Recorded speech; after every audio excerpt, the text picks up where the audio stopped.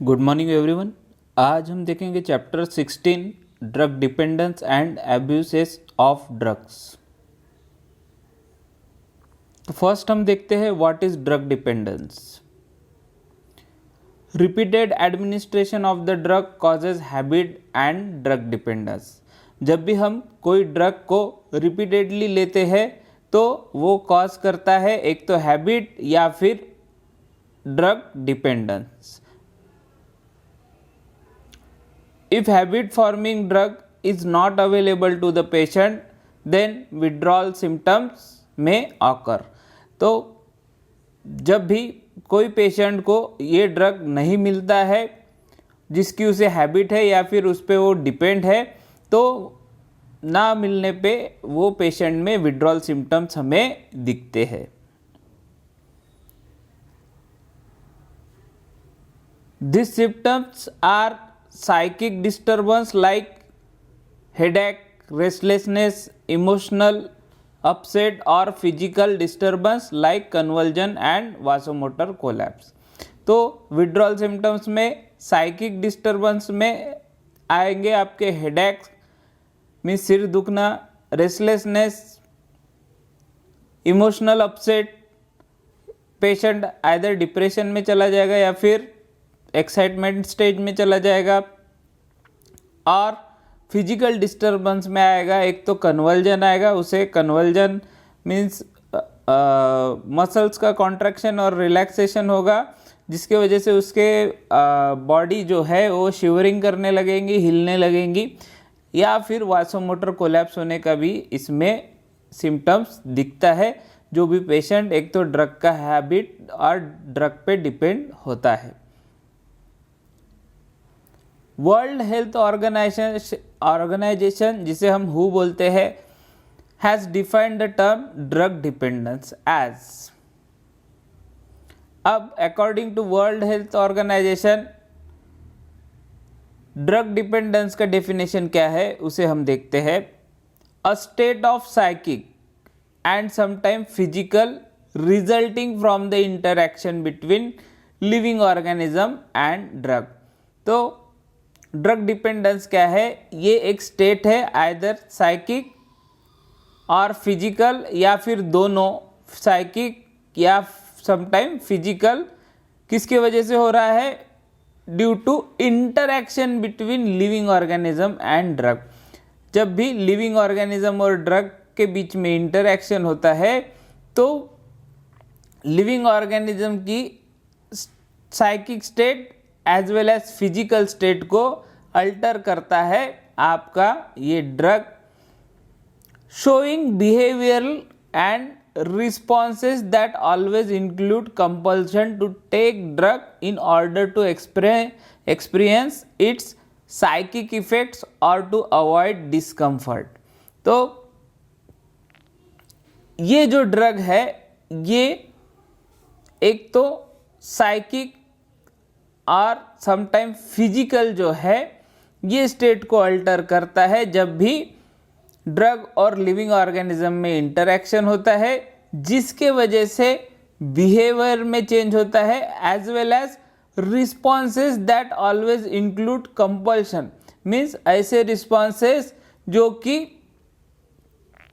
Control तभी होते हैं जब भी उसे वो ड्रग मिलता है, जिसके वजह से वो उसे साइकिक इफेक्ट जो आता है वो अगर उसे मिलता है तो ही ये सब चीज़ें वो बिहेवियर हो गया या फिर उसके जो विड्रॉल सिम्टम्स है वो कंट्रोल कर सकता है। अगर उसे वो ड्रग नहीं मिलता है तो उसके बिहेवियर एज वेल एज जो भी सिम्टम है, विड्रॉल सिम्टम या रिस्पॉन्सेस है, वो कंट्रोल नहीं होते, तो उसे वो एक कंपल्शन हो जाता है वो ड्रग का कि भाई वो ड्रग जब तक नहीं लेगा तब तक उसे साइकिक इफेक्ट नहीं मिलेगा। मीन्स मुझे अच्छा लग रहा है ऐसा साइकिक इफेक्ट उसे नहीं मिलेगा। और टू अवॉइड डिस्कम्फर्ट, और एक तो साइकिक इफेक्ट हो या फिर उसे कोई डिस्कम्फर्ट होता होगा कि भाई मुझे ये ड्रग नहीं लिया तो मुझे कुछ अच्छा नहीं लग रहा है, मुझे चिड़चिड़ हो रहा है या फिर मुझे कुछ घबराहट सी हो रही है, तो वो एक कंपल्शन हो जाता है। तो ये इसका मीनिंग होता है टॉलरेंस मे और मे नॉट बी प्रोड्यूस। तो ये जो ड्रग डिपेंडेंस है, इसमें टॉलरेंस एक तो हो भी सकता है या फिर नहीं भी हो सकता है। तो ड्रग जो है, ड्रग ऐसा कंपल्शन प्रोड्यूस करता है जिसके वजह से जो लिविंग ऑर्गेनिज्म एज यूजुअल हम लोग मीन्स इंडिविजुअल ह्यूमंस जो है उनको कंपल्शन प्रोड्यूस करता है, जिसके वजह से अगर वो ड्रग नहीं लेते हैं तो उन्हें साइकिक इफेक्ट मीन्स जो इमोशनल बोलिए या फिर रेस्टलेसनेस, हेडेक, ये होना चालू हो जाता है। और जैसे ही वो चीज़ को कंज्यूम करते हैं, सिंपली हमारा टी या कॉफ़ी देख लीजिए, जब भी हमें सर दर्द होता है, हमें फटीगनेस आता है, तो हम वो चीज़ को कंज्यूम करते हैं। After that we feel some relaxing effect. ठीक है, तो रिलैक्सिंग इफेक्ट अल्टीमेटली उसमें कैफीन होता है जो कि CNS स्टिमुलेंट इफेक्ट देता है, जिसकी वजह से हमारा अलर्टनेस बढ़ जाता है, हमारा जो थकान है वो दूर हो जाता है, हमारा फोकस बढ़ जाता है। तो ये it's a kind of drug dependence. तो इसमें जो है टॉलरेंस में भी डेवलप और नॉट डेवलप। तो टॉलरेंस डेवलप भी होता है या फिर नहीं भी होता है। तो सिंपल एग्जांपल फिर से वही कैफीन हो गया और कॉफ़ी हो गया जिसमें कैफीन रहता है, तो वो हम लेंगे तो भी ओके है, नहीं लेंगे तो भी ओके है, बट अगर हम उस पर डिपेंड है तो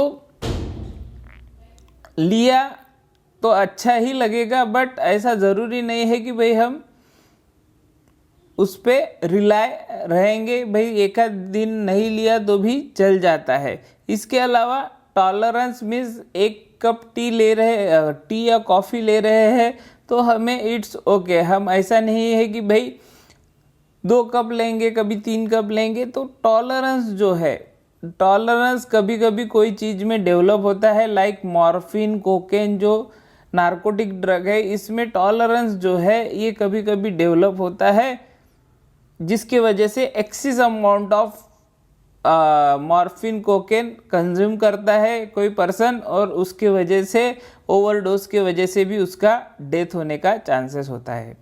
a person may be dependent on 1 और मोर ड्रग।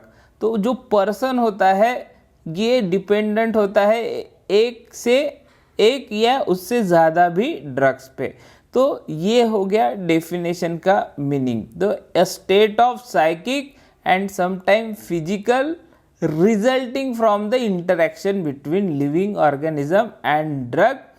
तो ये एक स्टेट है जो कि साइकिक समटाइम फिजिकल भी होती है, जो कि किसकी वजह से हो रही है, interaction between living organism and drug, जो कि शो करते हैं बिहेवियरल एंड रिस्पॉन्सेस, जो कि शो करते हैं behavioural and responses that always include compulsion to take drug in order to experience its psychic effect और टू अवॉइड डिस्कम्फर्ट। तो ये जो इंटरेक्शन है लिविंग ऑर्गेनिज्म और ड्रग के बीच में का, ये जब होता है तब ऐसे बिहेवियर और ऐसे रिस्पॉन्स दिखते हैं जिसके वजह से कंपल्शन हो जाता है कि भाई हमें वो ड्रग लेना ही है, जिसकी वजह से हमारा साइकिक इफेक्ट और जो डिस्कम्फर्ट है वो फुलफिल हो सके और हम कंफर्टेबल हो सके, या फिर हमें साइकिक डिज़ायर मिल सके।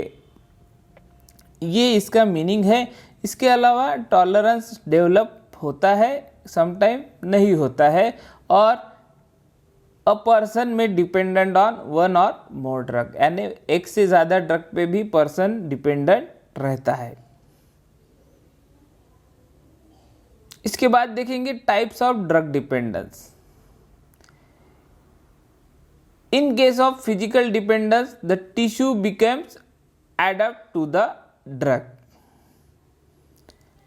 फिजिकल डिपेंडेंस में आएगा, in case of physical dependence the tissue became adapted to the drug. तो फिजिकल डिपेंडेंस में जो है, जो टिश्यूज होते हैं ये एडप्ट करते हैं ड्रग को। इफ ड्रग सडनली विड्रॉल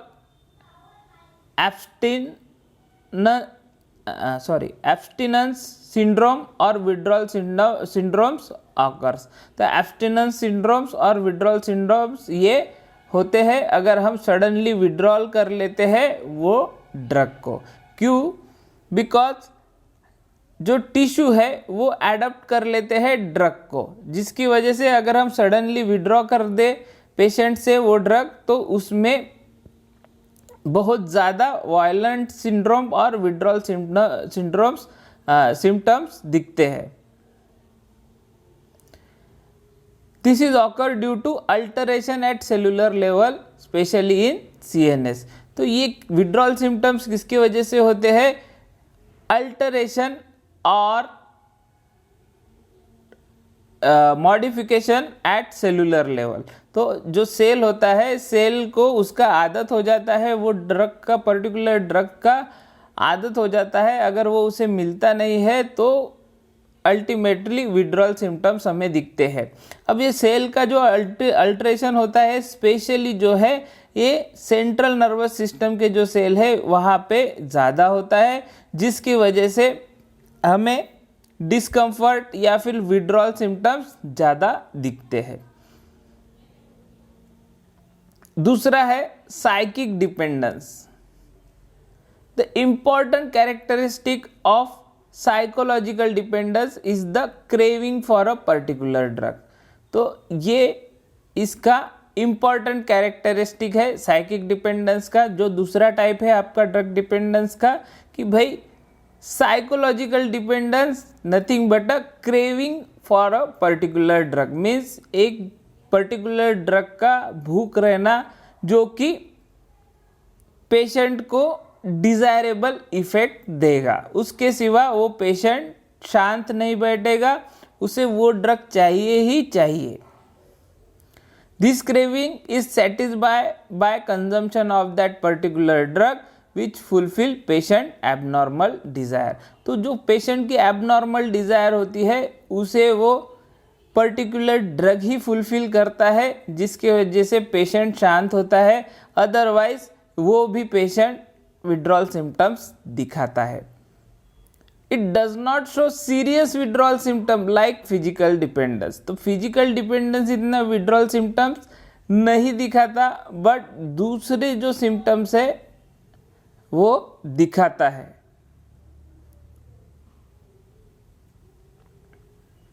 इसके बाद हम आते हैं एडिक्शन। एडिक्शन क्या चीज़ है? अभी हमने डिपेंडेंस देखा, अभी हम आते हैं एडिक्शन पे। The term addiction was formerly use to describe the condition in which there is both psychic and physical dependence में आकर। ठीक है, तो एडिक्शन ऐसी चीज है जिसे अगर डिस्क्राइब करें तो एक कंडीशन है जिसमें बोथ साइकिक और फिजिकल डिपेंडेंस में आकर। ठीक है, तो दोनों चीजें इसमें होती है, physical as well as psychic dependence in case of addiction इसमें होती है। तो एडिक्शन ये एक कंडीशन है जिसमें physical dependence as well as psychic dependence दोनों चीजें होती है। It is characterised by the property such as overpowering desire to continue taking drug, a tendency to increase the dose and high tendency of withdrawal symptoms. तो ये दोनों का combination है psychic dependence as well as physical dependence, उसे हम addiction बोलते हैं। और इसका कैरेक्टरिस्टिक क्या है कि भाई जो भी पर्सन है उसे ओवरपावरिंग डिजायर रहता है to continue taking that drug. तो बहुत एबनॉर्मल डिजायर बोल सकते हैं या फिर ओवरपावरिंग, बहुत ही ज़्यादा इच्छा होती है उसे वो ड्रग कंटिन्यू लेने की। अगर उसे वो नहीं मिलता है तो वो विड्रॉल सिम्टम शो करता है और उसकी हाई टेंडेंसी होती है। इसके अलावा a tendency to increase the dose, ये भी एक इसका कैरेक्टरिस्टिक है कि पेशेंट को इतना ओवर पावरिंग डिज़ायर रहता है उसका कि वो कभी कभी ज़्यादा भी डोज कंज्यूम कर लेता है, जिसकी वजह से ओवरडोज की वजह से बहुत से जो पर्सन है वो कोमा में या फिर डेथ कंडीशन तक पहुंच जाते हैं। ठीक है। Most addictive particularly effect on CNS like opiate and produce euphoric condition. तो जो मोस्ट एडिक्टिव ड्रग्स है वो पर्टिकुलरली अफेक्ट करते हैं आपके सेंट्रल नर्वस सिस्टम को, जैसे कि ओपिएट्स। ओपीएम जो होता है ये डायरेक्टली अफेक्ट करता है सेंट्रल नर्वस सिस्टम को,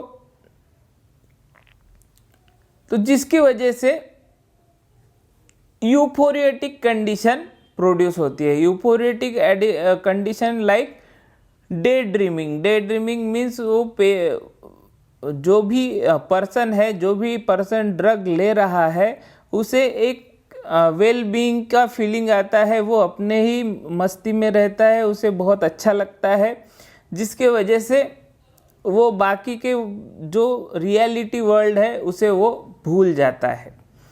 तो ये क्यों होता है? Because of central nervous system affect होने के वजह से अफेक्ट होती है by this drugs. The addict continue taking drug for the following reason. अब एडिक्ट जो होता है, जो कि पर्सन होता है, वो कंटिन्यू ड्रग को क्यों लेता है, इसके फॉलोइंग रीजन है। फर्स्ट है at first for its medical use. Medical use के लिए एट फर्स्ट उसे वो दिया जाता है। ठीक है। To satisfy curiosity about the drug effect. कुछ कुछ महान लोग होते हैं जिन्हें कि भाई क्यूरियोसिटी रहती है कि भाई ये ड्रग इतना फेमस है, क्या इसका इफेक्ट है, तो लेके ही देखते हैं भाई। तो ये टू सेटिस्फाई द क्यूरियोसिटी, उसका खुद का क्यूरियोसिटी को सेटिस्फाई करने के लिए कुछ लोग लेते हैं और बाद में एडिक्ट बन जाते हैं। उसके बाद टू हैव न्यू थ्रिलिंग और डेंजरस एक्सपीरियंस। कुछ कुछ पर्सन को थ्रिलिंग और डेंजरस एक्सपीरियंस लेने का शौक होता है, तो ऐसे भी लोग लेते हैं और बाद में फिर उन्हें इतना थ्रिलिंग और डेंजरस एक्सपीरियंस मिलता है कि वो उसके एडिक्ट हो जाते हैं। उसके बाद to escape from the reality and have dreamy state and relax from stress. तो रियलिटी से एस्केप होने के लिए और अपने ही दुनिया में मस्त रहने के लिए, मीन्स ड्रीमिंग स्टेट और यूफोरिटिक स्टेट में रहने के लिए और स्ट्रेस को रिलैक्स करने के लिए कुछ लोग कुछ ड्रग को लेते हैं, जिसकी वजह से बाद में वो एडिक्ट हो जाते हैं। अगर वो ड्रग का इफेक्ट चला जाता है तो वो serious withdrawal symptom, psychic as well as physical effect आपको विड्रॉल सिम्टम्स वो दिखाता है।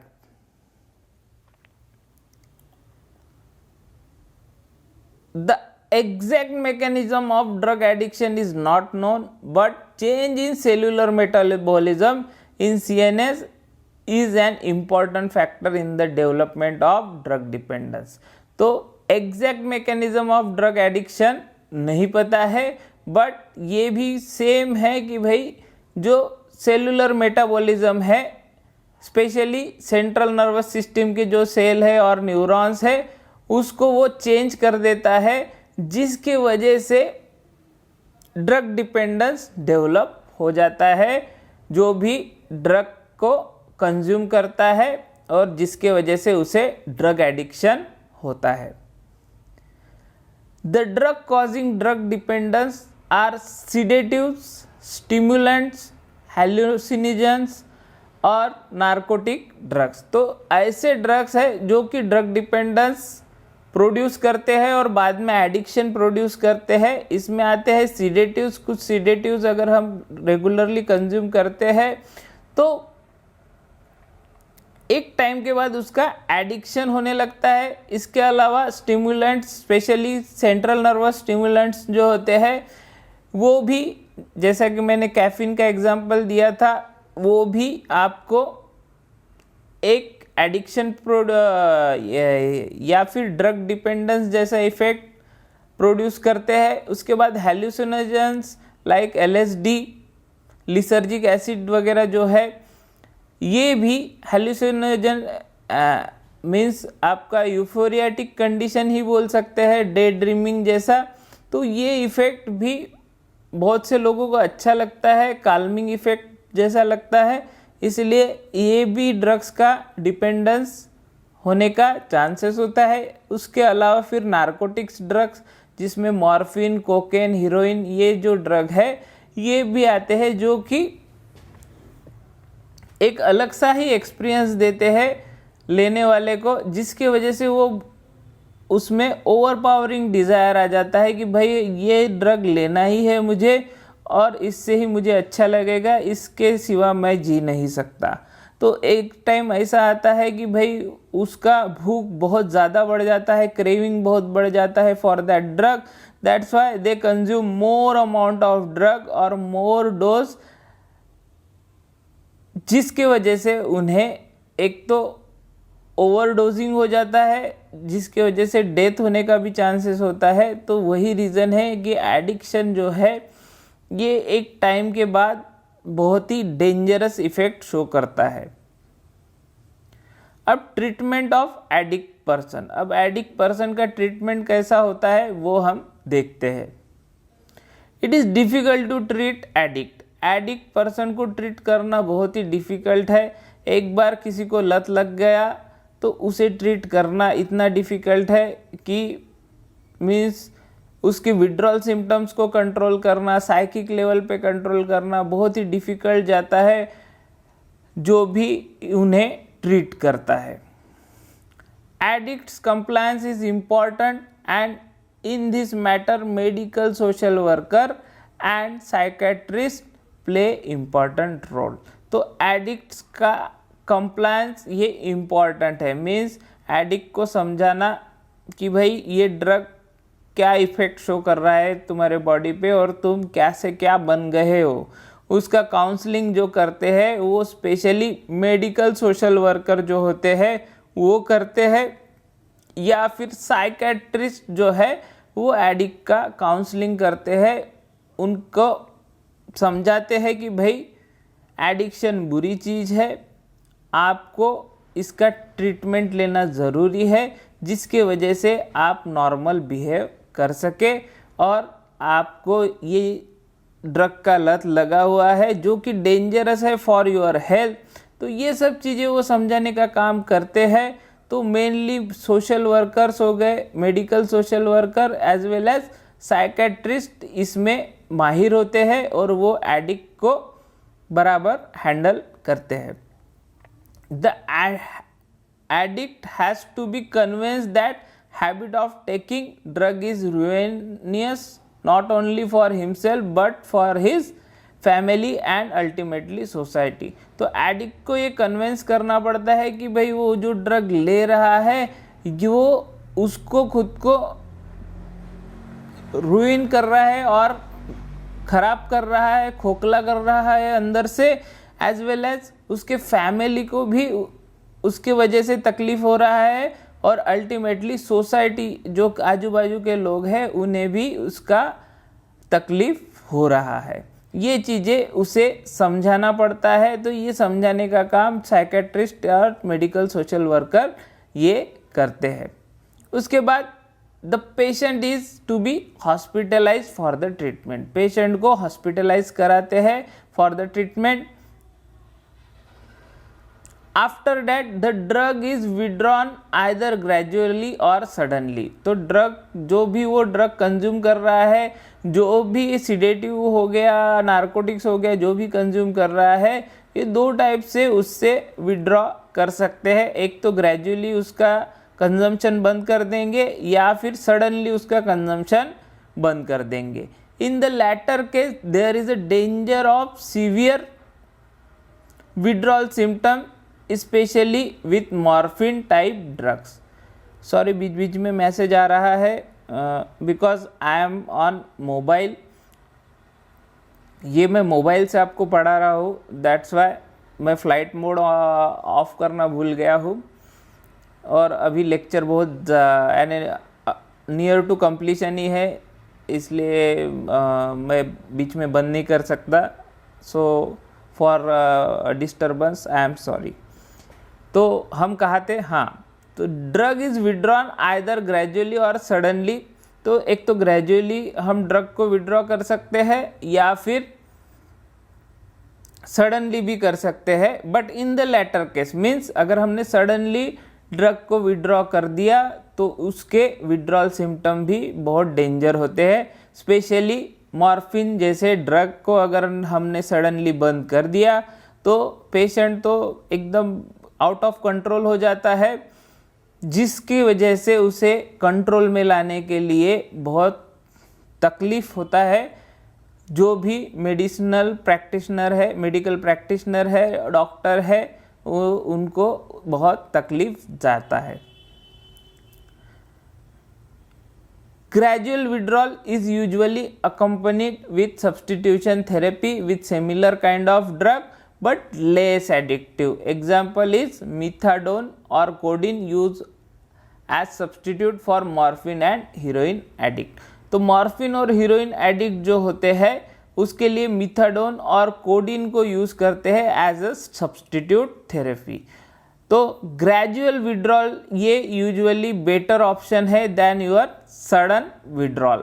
तो ग्रेजुअल विड्रॉल में क्या करते हैं कि भाई जो ड्रग हम डेंजरस ड्रग जो है लाइक मॉर्फिन और हीरोइन, इसको रिप्लेस करते हैं with less addictive and less dangerous drug like methadone और कोडीन। मिथाडोन और कोडीन आपने सुना होगा, कोडीन भी यूज़ होता है, हमारे कफ सायरप्स में यूज़ होता है। तो ये जो ड्रग है इसको लेस एडिक्टिव ड्रग से रिप्लेस करते हैं। तो इसमें आता है मिथाडोन और कोडीन जो कि यूज़ होता है generally for the morphine and heroine addict. In case of alcoholic drug like chlorpromazine, chlordiazepoxide or paraldehyde may be used as substitute. जो अल्कोहलिक होते हैं, एडिक्ट होते हैं, अल्कोहल भी एडिक्शन प्रोड्यूस करता है। कोई लोग तो मीन्स जैसे ही नींद से जागते हैं उन्हें अल्कोहल चाहिए, कोई लोगों को सोते टाइम अल्कोहल चाहिए, किसी को खाते टाइम चाहिए। तो अल्कोहल के addict various different types of alcohol addicts है। तो उनको जो है उनको ट्रीटमेंट में क्लोरप्रोमाजिन देते हैं या फिर क्लोरडाइजेपॉक्साइड देते हैं और पैराल्डिहाइड देते हैं एज अ सब्सटीट्यूट। ये रिहेबिलिटेशन सेंटर जो होते हैं, व्यसन मुक्त केंद्र जिसे हम बोलते हैं, उसमें ये ड्रग्स का यूज़ करते हैं to treat addict like alcoholic और मॉर्फिन और हीरोइन एडिक्ट। तो इनके लिए ये अलग अलग काइंड ऑफ ड्रग यूज होते हैं। Substitution therapy generally make the withdrawal symptoms more tolerable. तो विड्रॉल सिम्टम्स को मोर टॉलरेबल बनाने वाला जो है थेरेपी है वो है सब्सटीट्यूशन थेरेपी, जिसकी वजह से जो विड्रॉल सिम्टम्स जो है ये मोर टॉलरेट होने लगते हैं। मीन्स पेशेंट को अगर आप 1-2 दिन मॉर्फिन नहीं भी देंगे या फिर कुछ हफ्ता मॉर्फिन नहीं भी देंगे तो भी वो विड्रॉल सिम्टम्स जो है उसे जल्दी नहीं आएगा। मीन्स वो टॉलरेट हो जाएगा विड्रॉल सिम्टम्स को। मीन्स उसे जी मचलना या फिर सामान इधर उधर फेंकना या फिर वो वायलेंट हो जाना, उसके लिए वो थोड़ा टॉलरेट हो जाएगा by the use of substitution therapy. उसके बाद patient who have relapse after de addiction may have to be given the drug under strict medical supervision. तो पेशेंट जो है अगर फिर से एडिक्ट हो गया, जिसको हमने डी एडिक्ट किया था और डी एडिक्शन किया था, जिसका एडिक्ट पर्सन को, जिसको हमने ट्रीट किया था, उसको फिर से लत लग गया और वो एडिक्ट हो गया, तो ऐसे पेशेंट को फिर हमें ड्रग से ट्रीट करना पड़ता है under strict medical supervision. Strict medical supervision में हमें उसे ट्रीट करना पड़ता है। अब आते हैं हम difference between addiction and habituation और distinction between addiction and habituation. तो फर्स्ट कॉलम है ड्रग एडिक्शन का और second one is your drug habituation का। Drug addiction is a state of periodic और chronic intoxication produced by repeated consumption of drug. तो drug addiction क्या है? ऐसी स्टेट है जो कि पीरियडिक मीन्स कुछ समय में, या फिर क्रोनिक इंटॉक्सिकेशन मीन्स आपका टॉक्सिक इफेक्ट प्रोड्यूस करता है bye repeated consumption of drug. तो ड्रग एडिक्शन ऐसी स्टेज है कि भाई समय समय पे या फिर एकदम क्रोनिक टॉक्सिक इफेक्ट प्रोड्यूस करता है अगर हम उसे रिपीटेडली कंज्यूम करते हैं।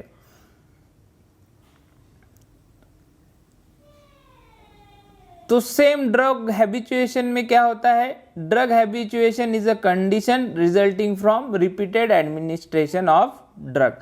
तो ड्रग हैबिचुएशन क्या है? ऐसी कंडीशन है जिसमें आपको रिपीटेडली ड्रग लेने से की वजह से वो चीज होता है, ड्रग हैबिट, ड्रग की हैबिट लग जाती है। तो ड्रग हैबिचुएशन क्या है? ऐसी कंडीशन है जो कि resulting from repeated administration of drug means repeatedly अगर हम वो ड्रग को लेते हैं तो ड्रग हैबिचुएशन कंडीशन प्रोड्यूस होती है, हमें वो ड्रग की हैबिट लग जाती है। सेकंड पॉइंट है and overpowering desire or need to continue taking the drug and obtain it by any means। तो ड्रग एडिक्शन में जो है पेशेंट को ओवरपावरिंग डिज़ायर रहता है कि भाई वो ड्रग मैं अगर नहीं लूँगा तो मेरा कुछ होने वाला नहीं है, और उसे वो लेने के लिए वो कोई भी हद तक जाता है, किसी की जान भी ले सकता है, किसी से पैसे भी चुरा सकता है। तो ड्रग एडिक्ट जो होता है इसमें इतना ओवरपावरिंग डिज़ायर होता है कि वो अपने पास के लोगों को भी भूल जाता है और वायलेंट भी होता है, या फिर विड्रॉल सिम्टम्स में भी उसे दिखते हैं। तो उसे कंटिन्यू वो ड्रग चाहिए जिसकी वजह से वो उसका डिज़ायर फुलफिल कर सके। But in case of drug habituation, second point देखिए, a desire but not compulsion to continue taking drug for the sense of well being that is danger. तो ड्रग हैबिचुएशन में क्या है कि भाई डिजायर तो रहता है बट ऐसा कंपलसरी नहीं है कि भाई हमें ड्रग लेना ही है कि भाई हमारे को हमारे डिजायर फुलफिल हो जाए इसलिए हमें ड्रग लेना है, ऐसा कोई कंपल्शन नहीं है जिसकी वजह से वो डेंजर में चले जाए। ठीक है। थर्ड है ड्रग एडिक्शन में a tendency to increase the dose, but drug habituation में थर्ड पॉइंट देखिए, लिटिल और no tendency to increase the dose. तो मैंने जैसा एग्जांपल दिया था कॉफ़ी और टी का हैबिट लगता है बट उसमें एक कप पीना है तो एक कप ही पीते हैं, थोड़ा कम ज़्यादा होता है भाई, एक कप की जगह कभी 2 कप हो जाता है, बट ऐसा नहीं है कि भाई एक साथ ही हम 4-5 कप पी लेते हैं।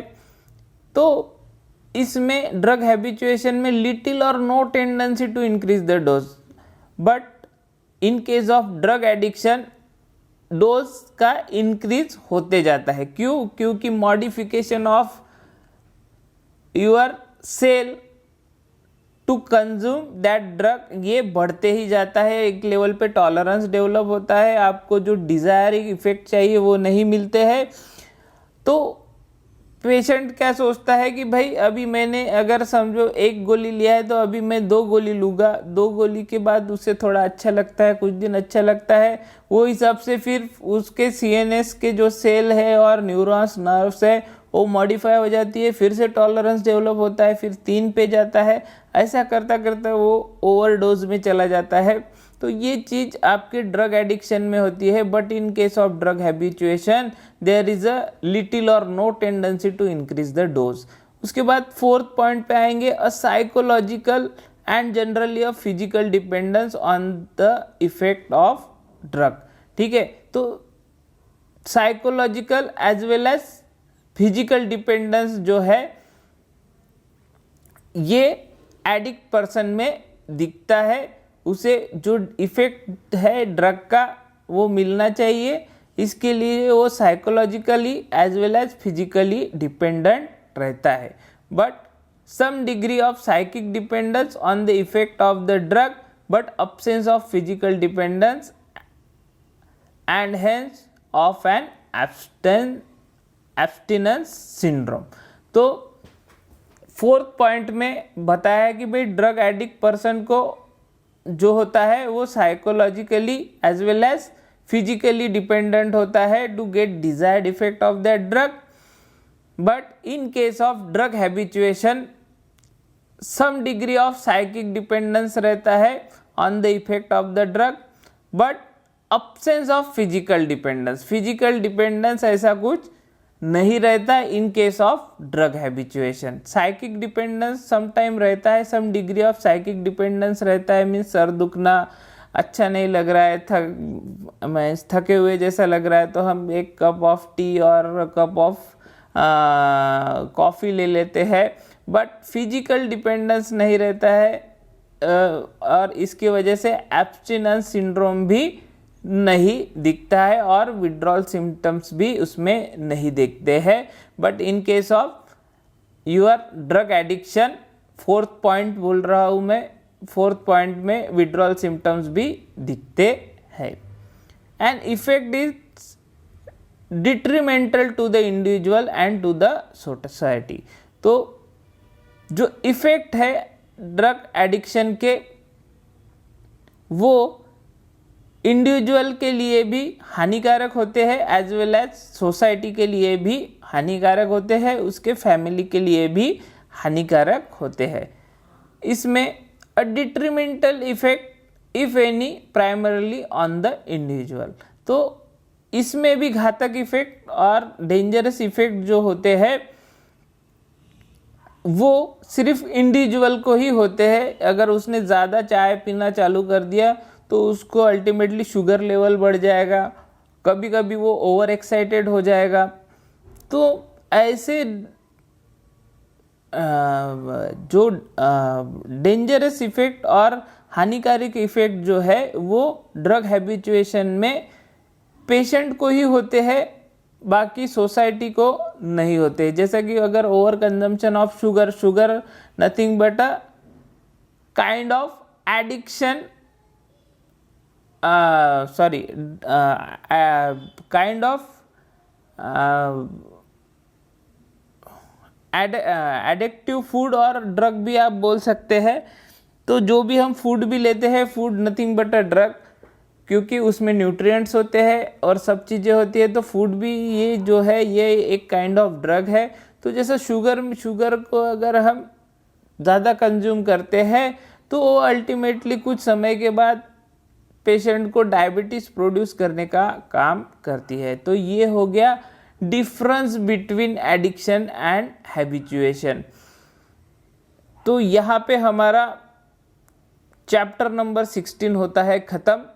If you like the video then like, share and subscribe my channel. Thanks for watching and sorry for inconvenience. बीच बीच में मैसेजेस आ रहे थे। If you like the video then subscribe my channel and don't miss to press the bell button। ठीक है, जिसकी वजह से आपको मेरे रिसेंट वीडियो के नोटिफिकेशन आएंगे। ठीक है, thank you, God bless you.